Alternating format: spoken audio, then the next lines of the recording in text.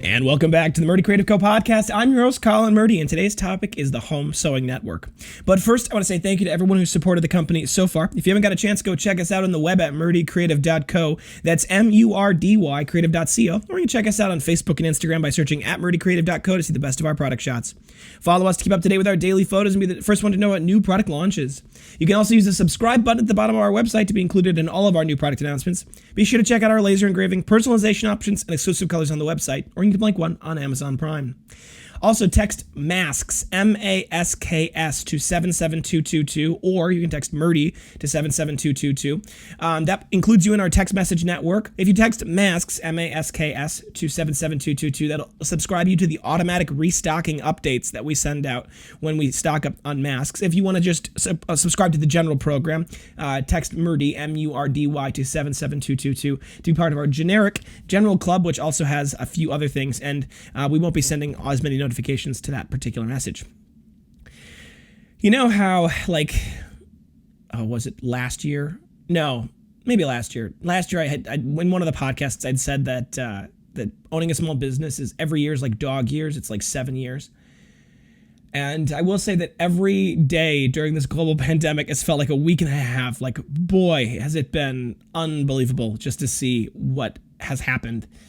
It's exhausting, to say the least, but it's also it's fascinating and rewarding to see how fast we as a company have been able to just turn, right? Now, I'd been very optimistic, I think, with my early estimates as far as how fast we could get production ramped up, but, optimism is, better than pessimism, I think, when it comes to, hope. So, we got started last week ramping up production. Unfortunately, as we continued to ramp up production, every day we were falling further and further behind because we'd get more orders in than we would be able to get out that day. And so I had to actually put the masks completely out of stock, I think Thursday.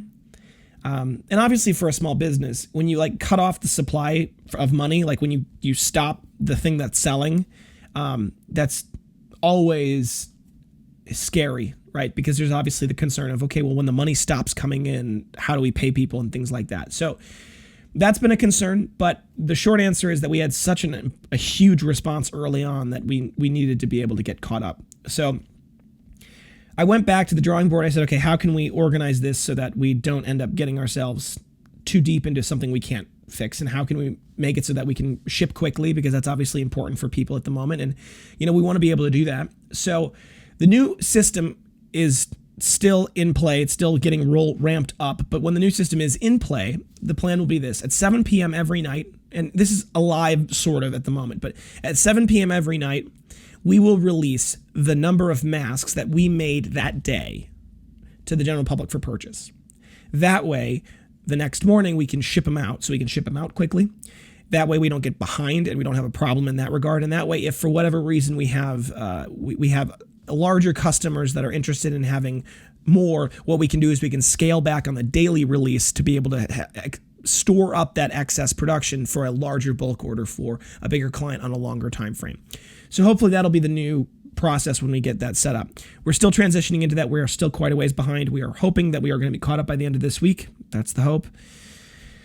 The good news is that last week we got out over 330 something masks, and yesterday we got out another 200 on top of that. So we've been really, really ramping up production, and we're trying to make that go as fast as possible, but obviously there are limitations. And that's actually what today's topic is a little bit about. So phase one of this transition was specifically and explicitly, can we get any masks out, right? How can we get the supplies, the materials, the design, the process down, and get our own internal people up and spooled up so that we could make at least any masks, right? That was phase one. Phase two was how can we then, using our lead production person who actually happens to be an expert seamstress, how can we use her network to be able to bring on some other professional seamstresses who work from home to be able to make masks, right? So that's the next step. That was phase two. So phase two was all about saying, how can we bring on, phase one was how do we get started? Phase two is how can we expand the network to other professionals in the area, smaller networks. And then phase three is something that we're still kind of transitioning into, is going to be our home sewing network. So obviously, a big mitigating factor for us is the, lack of people, machines, and time to make sewing masks happen in shop, right? We just don't have that set up because we didn't ever do stitching before. So one of the things that we wanted to solve is how can we scale the mass production in that way? Now we've got, in the workshop, we've got plenty of machines to do the pre-cutting, which is what we've been doing with our current seamstresses, where the machines can all do the pre-cutting. We can have everything set up so that when, we have our home sewing network, all of the materials you need arrive in a box to your doorstep. You can put them all together, put them back in the box, slap the label that was included on the box, and ship it out with your local postal man whenever he delivers next, right? Like we have that as the setup for the next setup. That's phase 3. And we'll be able to pay, each of the employees, or they're actually going to be independent contractors, each of the independent contractors a piece rate, which will be pretty standard. And that'll be important. Now that will have obviously some, struggles for quality and things like that. So what we've done is we've created an application where our home sewing network people will be able to apply. They'll be able to get 10 masks in pieces, 1 completed mask, and instructions. They'll be able to put those 10 together, see if they like it, see if they can do it, get a sense of how long it takes to put 10 together. Then they can ship it back to us. We'll be able to then obviously pay them, regardless of whether they get into the program or not. We'll pay them for the masks they did, those 10.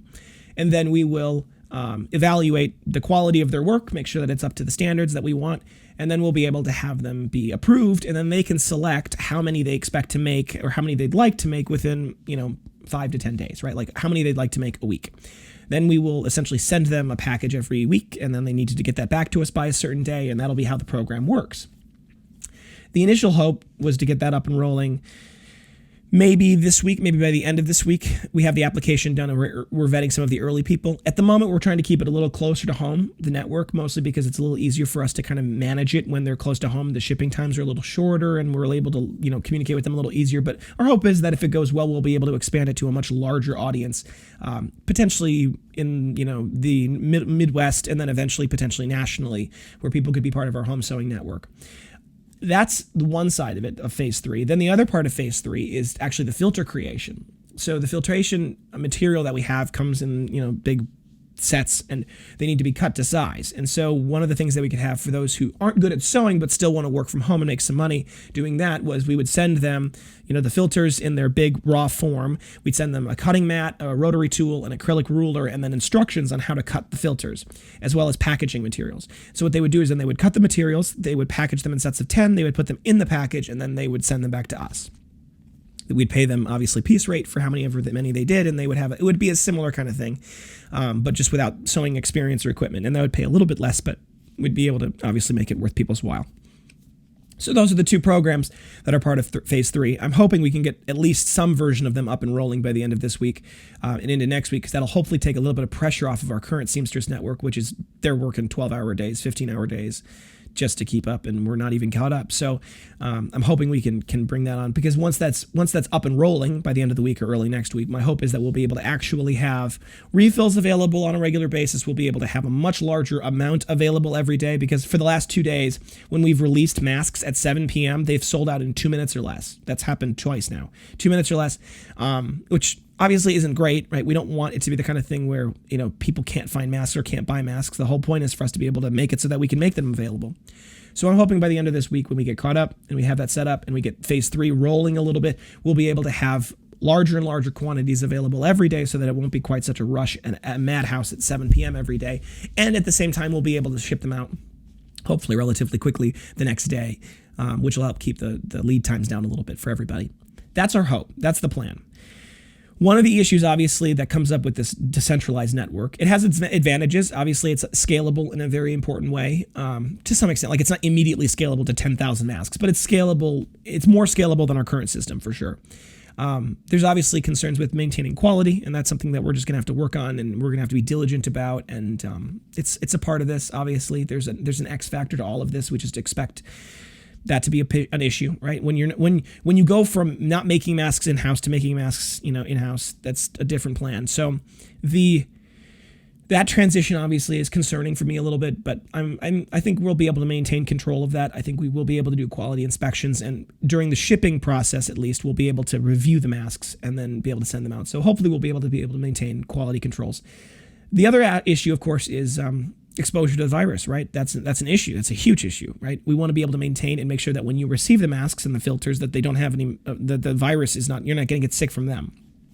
Good news in that department, actually. So the best research that we've gotten so far says that the virus has a half-life of somewhere between 5 and 13 hours on various materials. It's obviously, it's like hard to do all these things right now, but that's what we're receiving back. Best information presented currently available.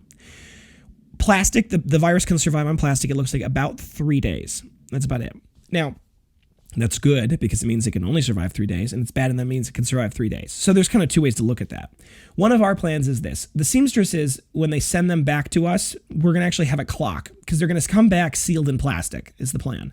So we're actually going to start a clock when their package ships. And each shipment will have to wait in our shop at least 2 to 3 days once it ships. So once that timer starts and they're packaged, they won't ship out probably for another 2 days or at least a day. And then they've got another day or two in transit. So theoretically, with that in mind, we should be able to get all the way through the full 3 days, potentially even full 5 days from the point where they were packaged to the point where they are opened by the customer at that point. So at that point, the virus should be gone. Same thing with the filters. Those shouldn't have any of the exposure. However, for those of you who are concerned, obviously we do recommend washing the cloth mask when you get it. It's just always good policy to wash clothing items when you receive them. So feel free to do that. It won't obviously damage it. It's designed to be washed. And then you can put it on and obviously wear it. We are hoping to be able to get all of this up and rolling, including obviously the refill packs and all that stuff. And my hope is by the end of this week. And it's it's crazy to think that we would scale when we would run through these phases this quickly. But it's important to me that we be able to get this up because we're getting emails, tons of emails every day from people just asking and begging and concerned and frontline people. And it's just, we're doing our very, very best to get as many out as possible. And I have been very impressed. I think that there's absolutely a shout out that needs to go out to my team. For those of you who are listening, not that any of you listen to my podcast, but that's just because you get me all day.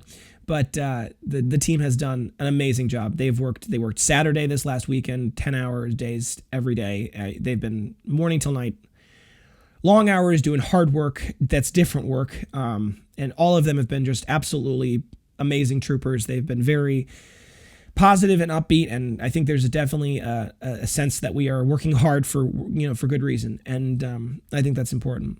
One of the things that those of you who have purchased masks and are going to be receiving them or have received them, particularly if you're frontline people, but anybody, send us the photos of you wearing the mask, right? Post them to Instagram, share them, because it really does help put a face to the work we're doing, right? People, it can be easy when you're making 150 masks or 200 masks a day for it to just be boring, mindless, repetitive, very, very exhausting, rushed work, right? Like that can be the sense. But if there's like people behind the masks, right? If you realize that, if you can have that kind of visual, it does help people feel a lot more inclined to work harder because there's a sense of, oh, we're doing this for them, right? I think that means a lot. So if you want to contribute, just snap a photo of yourself wearing the mask and send it to either sales@murdycreative.co if you want to send it there, or you can obviously post it to the Instagram world, and tag us. We see those, we love those. That helps our community see them, right? We want to get the word out. So please do that. For those of you who are interested in either being part of our filter network or being part of our home sewing network, right now it is relatively limited. Unfortunately, we can't let everyone in the moment. We're still kind of getting it up and rolling in the pilot program version of it, but we do want to obviously have a list of people. If you can send us an email to sales@murdycreative.co saying, I'm interested in being part of the home sewing network and I'm interested in being part of the filter making network. It is work from home. It is pay. We're paying pretty good at this point. Send us your location. So send us who you are and your physical location, obviously. That just helps us get a sense of kind of where the network would be and how it would be distributed and shipping times and things like that. As we expand it bigger and bigger, what we will be doing is we'll be sending out applications, and the applications just got all the details that you need to know, and we'll be able to obviously apply through that system once that's available. But if you're interested, send us information and we'll be happy to help. We want to be able to get people working from home during this time as well.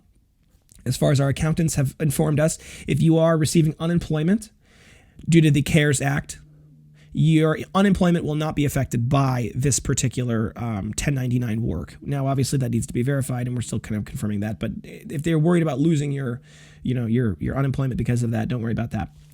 All right. Thank you guys so much for tuning in today. Be sure to check back in tomorrow for our next, actually, not tomorrow. Whoa. Next Tuesday for our next topic. And don't forget to check that subscribe button below to be sure to get the latest podcast right away. If you have any questions or concerns about your leather binder, journal, folio, or mask, please feel free to contact us on the main page of our website at murdycreative.co, or you can contact us via our Instagram and Facebook. You can text, email, call, direct message, all the usuals. I'll do my best to get back to you as soon as possible, but I do appreciate your patience. If you think I deserve it, a good review can go a long way to help us grow our new community, and word of mouth is still the best form of advertising, so please tell your friends. That being said, if you have any podcast topics you want to hear more about, send them my way. I'm always happy to engage with our growing community, and I want to give you guys what you want.